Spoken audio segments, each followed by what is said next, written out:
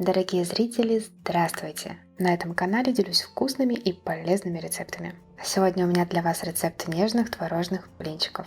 Такие блины можно спокойно есть и не задавать себе потом неудобных вопросов. Вам будет вкусно, но трудно съесть много, потому что они сытные за счет большого количества белка.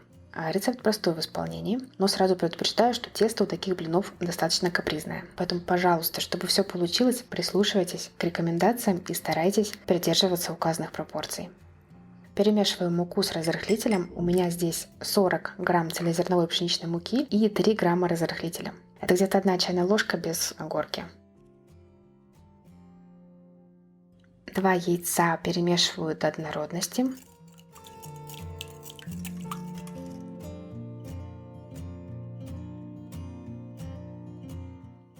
Добавляю 70 грамм молока и 110 грамм мягкого творога. Щепотку соли еще добавьте для баланса вкусов.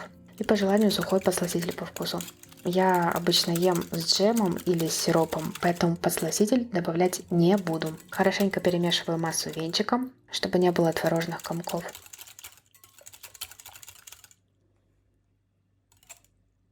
Всыпаю готовую мучную смесь. Снова все тщательно объединяю. Если у вас нет мягкого творога, заменить на обычный нельзя. Это будет уже другой рецепт.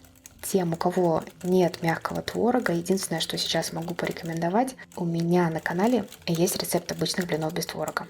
Еще есть рецепт вкусных творожных оладьев с обычным творогом и с минимальным количеством муки. Ссылки на эти рецепты оставлю под видео. Теперь настоятельно рекомендую дать тесту постоять. Минут 20 будет достаточно. За это время мука разбухнет. Это нам потом сильно упростит процесс выпекания и поможет выпечь целые блины.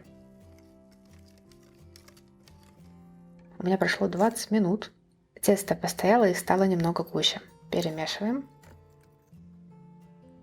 У меня прям хорошо разогретая на среднем огне блинная сковородка. Чисто символически смазываю маслом. Теперь кто как может, кто как привык. Выпекаем блинчики на среднем огне до полной готовности. Я обычно делаю блины средней толщины. Раньше времени не торопитесь переворачивать блины, дайте тесту хорошо схватиться, иначе блин может порваться. Но и не забывайте, что и излишнее выпекание всегда высушивает влагу. Также обращайте внимание на цельность покрытия сковороды. Если плохо разогреть сковородку, использовать сковородку с царапинами и не смазать ее маслом, блины при переворачивании, к сожалению, могут прилипать и рваться. Еще обычно, чем меньше диаметра у сковороды, тем меньше вероятность, что блины могут порваться.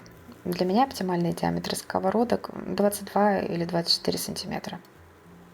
Вот такие блины у меня получились. Они отлично подходят для фаршировки. Я люблю пробивать обычный творог блендером, добавлять туда джем или сироп и заворачивать по грамм 50 в блин. Это увеличивает количество белка где-то на 8 грамм для одного блина. Я ем 2-3 таких блина с творогом. Сытости и радости от такого завтрака хватает до обеда. После приготовления накройте блины крышкой или закройте пищевой пленкой.